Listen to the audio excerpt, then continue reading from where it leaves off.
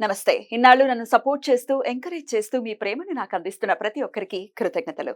అలాగే ఈ వీడియో కూడా ఖచ్చితంగా మీకు ఉపయోగపడుతుంది. లైక్, షేర్ అండ్ సబ్స్క్రైబ్ చేసి మీ సపోర్ట్‌ని నాకు అందించండి. అలాగే ఈ వీడియో పట్ల మీకున్న అభిప్రాయాన్ని కామెంట్ సెక్షన్‌లో కామెంట్ చేసి తెలియజేయండి. ఇప్పుడు వీడియోని చూద్దాం. నమస్తే. Welcome to our channel. నేను పద్మిని. ప్రస్తుతంతో పాటు ప్రముఖ ఆధ్యాత్మికవేత్త, జ్యోతిష పండితులు, అమ్మవారి సేవకులు, దత్త గణపతి ఉపాసకులు మురళీధర్ శర్మ గారు మనతో పాటు ఉన్నారు. మాట్లాడదాం. మురళి గారు నమస్తే. మహాదేవ శ్రీమాత్రే నమః. మురళి గారు, ఈ శుక్రవారం పూర్ణిమ చేస్తోంది. శుక్రవారం పౌర్ణిమ అంటే కొంచెం చాలా మంచి బ్యూటిఫుల్ డేగా ఖచ్చితంగా ఎనర్జీ ఎక్కువ ఉంటుంది, మంచిగా అనిపిస్తుంది. అమ్మవారికి ఇష్టమైనటువంటి రోజు శుక్రవారం. ఇద్దరు అన్నజల్లులు కదా. సో జ్యేష్ఠ పూర్ణిమ వచ్చేస్తోంది కాబట్టి చాలా చాలా అద్భుతమైనటువంటి రోజు. అయితే సూర్యోదయానికి లేనప్పటికీ సాయంత్రం పూట అంటే చంద్రోదయం అయ్యే సమయానికి కనుక జ్యేష్ఠ నక్షత్రం ఉండటం, పూర్ణిమ గడియలు ఉండటం కనుక ఉంటే ఖచ్చితంగా ఆ రోజునే చేసుకుంటూ ఉంటాం. అదంతా మనందరికీ తెలుసు. కాలం ఉంది కనుక మనకు అదే రోజు శుక్రవారమే. శనివారం పొద్దున్నే వెళ్ళిపోతుంది, సూర్యోదయం అనంతరం వెళ్ళిపోతుంది. క్యాలెండర్ లో ఆ డేట్ ఇచ్చారు, కానీ శుక్రవారమే మనం చేసుకుంటే కొంచెం కన్ఫ్యూజ్ కాకండి. తిథి మాత్రం ఉంది, కంప్లీట్ గా శుక్రవారము మొత్తము కూడా ఉంది. ఉదయం నుండి ఆ రోజు మొత్తము కూడా ఉంది. అయితే ఈ పౌర్ణిమని చాలా అద్భుతంగా ఏరువాక పౌర్ణిమ అని కూడా పిలుస్తూ ఉంటారు. రైతన్నలు ఎంతో వాళ్ళందరూ సుభిక్షంగా ఉండాలి, వాళ్ళ పంటలు సుభిక్షంగా ఉండాలి, అప్పుడే మన కడుపులు ఉండేవి. వాళ్ళు చల్లగా ఉండాలని మనస్ఫూర్తిగా కోరుకుంటూ మరి ఈ పౌర్ణిమని ఎలా వినియోగించుకోవచ్చు?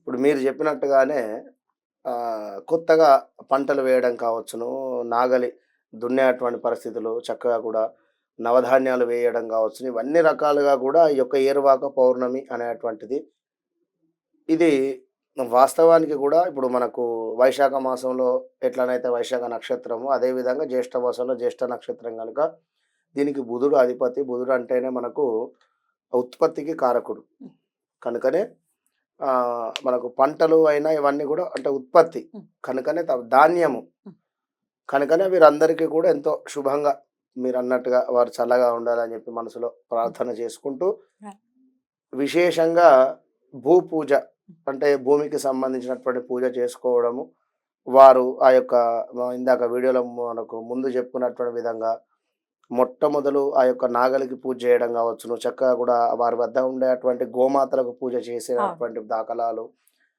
అంటే ఇవాళ రేపు ఎక్కువ ట్రాక్టర్స్ అయిపోయినవి వాస్తవానికి, పూజిస్తున్నారు.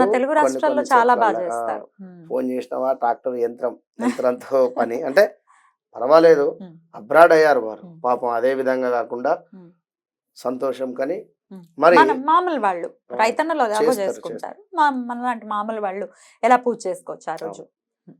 అయితే ఈ యొక్క మనకు జ్యేష్ఠ మాసంలో ఉండేటువంటి ఈ యొక్క పౌర్ణిమను ముందుగా వీరు దానాలతో మొదలు పెట్టుకోండి.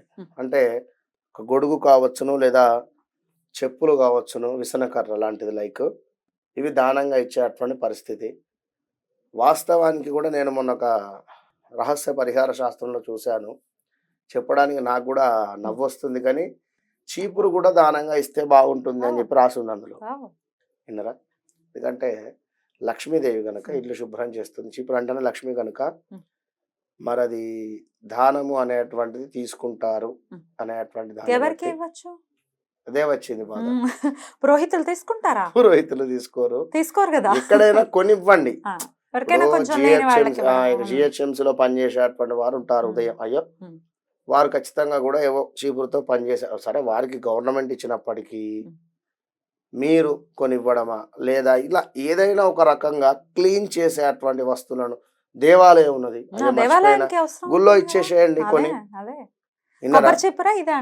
ఏదైనా పర్వాలేదు, దేవాలయంలో క్లీన్ చేసేటువంటి వస్తువులను ఇది వాడుకోండి అని అలా పెట్టేసినా అయిపోతుంది కదా, తప్పకుండా తీసుకుంటారు. గుళ్ళో క్లీన్ చేసేదే కదమ్మా, ఏముంది.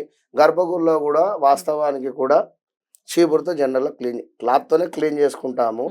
ఏమైనా కాస్త మనకు బూజుగానే ఏమైనా ఉన్నట్టయితే పెట్టాలి, తప్పదు కదా, అవసరమే కనుక ఇచ్చేటువంటి ప్రయత్నం చేయండి, మంచి ఫలితం ఉంటుంది. ఇక ఉద్యోగంలో ఉండేటువంటి వారు ఎవరైతే ఉన్నారో, మాకు గ్రోత్ లేదండి, ఉన్నత స్థితికి వెళ్ళాలి అనుకున్నా, లేదా ఉద్యోగం రావటం లేదు అని అనుకునేటువంటి వారు కానీ, ఇలా ఎవరైనా కూడా ఆర్థికంగా పుంజుకోవాలనుకున్న వాళ్ళు కూడా. ఆర్థికంగా పుంజుకోవడము అంటే ఈ అమ్మవారి అనుగ్రహం కోసము ముందుగా హ్మ్. కీర్ హ్మ్. మనం ఈ యొక్క కీర్ను పిల్లలకు కానీ లేదా ఏదైనా దేవాలయంలో సువాసినులకు కానీ ఎవరికైనా పంచిపెట్టచ్చా? పంచే ప్రయత్నం చేయండి. ఈ పౌర్ణమి రోజు మంచి ఫలితం ఉంటుంది. మరి ఉద్యోగులకైతే? ఉద్యోగులు నల్ల నువ్వులు దానం ఇవ్వాలి. ఓకే. మన నల్ల నువ్వులు దానం అంటే హ్మ్. తీసుకునే పరిస్థితి ఉండదు. ఉండదా? తక్కువ తీసుకుంటారుగా తీసుకుంటారు. పురోహితులు. అందరూ తీసుకోరు. అందరూ తీసుకోరు. వాస్తవానికి నల్ల నువ్వులు దానం అందరూ తీసుకోరు. ఇక దానికి ఒక ప్రాసెస్ ఉంటుంది. హ్మ్. మళ్ళీ ఒక నల్ల నువ్వులు తీసుకున్న తర్వాత గాయత్రి జపం చేసుకోవడము హ్మ్. ఇవన్నీ ఉంటవి. కనుక అందరూ కొందరే తీసుకుంటారు. కనుక మరి వారిని ఒకసారి ముందుగానే సంప్రదించుకొని ఈ యొక్క ఉద్యోగానికి సంబంధించినటువంటి వారు, కొత్త ఉద్యోగం కోసం ప్రయత్నంలో ఉండేటువంటి వారు కానీ, లేదా ఉద్యోగంలోనే కొంత సమస్యలున్నాయి అనేటువంటి వారు కానీ, కర్కాటక రాశి వారికి అంటే గురుబలం వచ్చింది పర్వాలేదు. మిథున రాశి వారు అదేవిధంగా మనకు వృశ్చిక రాశి వారు, ఇటు కుంభరాశి వారు, మీనరాశి వారు ఖచ్చితంగా కూడా మీరు తప్పకుండా నల్ల నువ్వులు ఈ శుక్రవారము పౌర్ణమి రోజు దానంగా ఇవ్వండి. ఏ సమయంలో ఇమ్మంటారు? ఏ సమయమైనా పర్వాలేదు. పర్వాలేదు. ఆ రోజు మీరు జాబ్‌కి వెళ్ళే సందర్భంలో దేవాలయానికి వెళ్ళండి. చక్కగా సంకల్పం చెప్పించుకోండి. నల్ల నువ్వులు దానం చేయండి. వెళ్ళిపోండి. ఎన్ని ఇక దానం చేయమంటారు? కేజీంబావు ఒక్కసారి దానం చేసేసేయండి. ఎందుకంటే 19 శనివారాలు కొంచెము నల్ల నువ్వులు దానంగా ఇవ్వండి అని చెప్పడము, లేదా ఒక 5 శనివారాలు నల్ల నువ్వులు దానంగా ఇవ్వడము, ఇవన్నిటి ఫలితం కూడా ఈ ఒక్కరోజు మనకు చేస్తే అద్భుతంగా వస్తుంది. పౌర్ణమి రోజు, జ్యేష్ఠ నక్షత్రం రోజు ఏందరా బుధుని నక్షత్రం కనుక తప్పకుండా బుధుడు అంటేనే మనకు ఇందాక మనం మొదట్లో చెప్పుకున్నాము అభివృద్ధికి కారకుడు. ఇక వ్యాపారస్తులు ఎవరైతే ఉన్నారో వారు ఖచ్చితంగా కూడా పెసర అట్టు అంటే పెసరపప్పును నానబెట్టేసి పెసరట్లను పేదవారికి దానంగా ఇచ్చే ప్రయత్నం చేయండి. పెసరట్లను. పెసరు అంటే పెసలతో చేసినవి, పెసరపప్పుతో చేసినవి కాదు, అదే పెసర్లను నానబెట్టండి. పెసర్లను నానబెట్టి దాంతో పెసరట్లు వేయండి. పెసరట్లు వేయండి. ఈ పెసరట్లను ఎన్ని వీలైతే అన్ని కేజీంబావు నానబెట్టండి. కేజీంబావుకి ఎన్ని దోశలు అయితే అన్ని, ఎన్ని అట్లయితే అవన్నీ వేయండి. దానికి చక్కగా పార్సల్ పెట్టుకోండి. మంచిగా కవర్లో పార్సల్ 2 3 పెట్టేసేయండి. మీ ఇష్టము. 5 పెట్టండి ఒక దాంట్లో. ఎట్లా వీలైతే అట్లా వాళ్ళ ఫ్యామిలీ 4 ఉన్నా తింటారు, 3 ఉన్నా తింటారు. ఎందుకంటే 5 సంఖ్య బుద్ధింది కనుక 5 అట్లా చొప్పున ఒక 5 మెంబర్స్కి ఇచ్చేసేయండి. 5 5 5 5 25 అవుతుంది. విన్నారా? ఇట్లా ఏ సమయంలో? ఇక మామూలుగా టిఫిన్ ఉదయం వారికి అందించే ప్రయత్నం చేయండి. విన్నారా? పొద్దున్నే 7:30 8 వరకు వెళ్ళిపోండి. 8 to 9 లోపు. ఎందుకు అంటే ఇక 9 10 దాటిన తర్వాత ఇంట్రెస్ట్ ఉండదు ఎవరికైనా కూడా పెద్దగా టిఫిన్. మీరు ఇచ్చిన దానము ఆ సమయానికి ఆకలి అయ్యేటువంటి సమయం అది వాస్తవానికి ఎవరికైనా కూడా. 7:30 నుండి 8:30 సమయం, ఆ 1 అవర్ ఆ టైంలో ఇచ్చే ప్రయత్నం చేయండి. విన్నారా?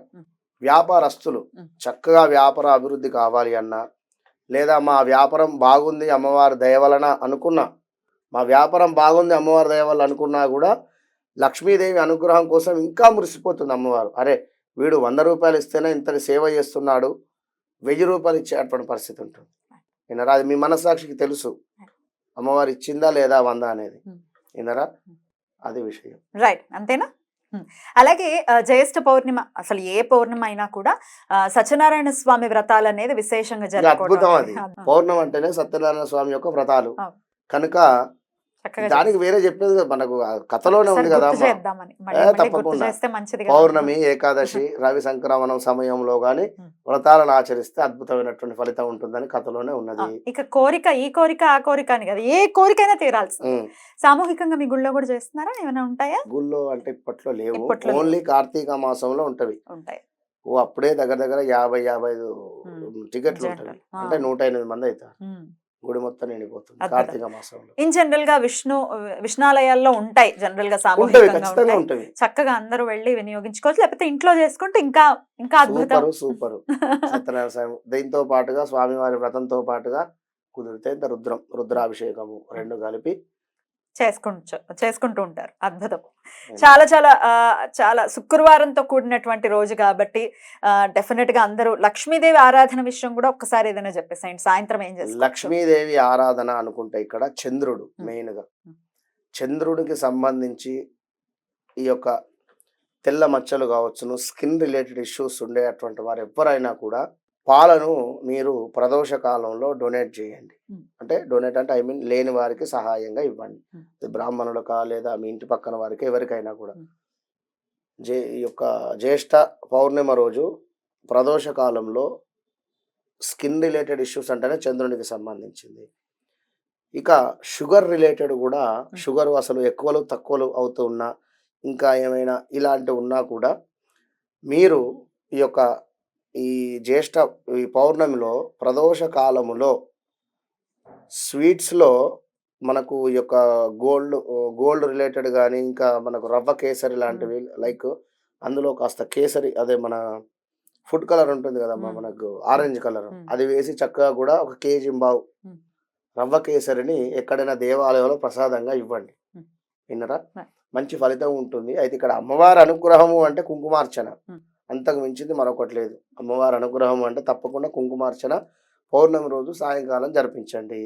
ఇంట్లో కూడా చేసుకోవచ్చు మన అమ్మవారి దగ్గర. మనం భార్యాభర్తలలో అన్యోన్యత దూరం అవుతుంది, కొంత గొడవలు అవుతున్నవి అని అనుకునేటువంటి వారు పసుపుతో గౌరవం చేసి, పసుపుతోనే ఈ రోజు నాడు మీరు అమ్మవారి యొక్క 108 నామాలు కూడా చెప్పుకొని పసుపుతో అర్చన చేయండి. కుంకుమార్చన లాగా పసుపుతో అర్చన చేసి, ఆ పసుపును మీరు తిరిగి రేపు చక్కగా రాసుకొని స్నానం చేసేసి, శనివారం ఈ మిగిలినటువంటి పసుపు ఏదైతే ఉందో దీనిని నలుగురికి దేవాలయంలో కానీ ఎక్కడైనా కూడా పంచేటువంటి ప్రయత్నం చేయండి. పసుపు కుంకుమ 2 కలిపేసి అందులో కాస్త కుంకుమ వేసేయండి.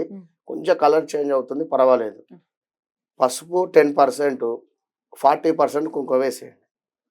విన్నరా? కవర్ అయిపోతుంది. అది కుంకుమ పంచేసేయండి. చాలా చక్కగా వివరించారండి. కృతజ్ఞతలు. నమస్తే. మహాదేవ్.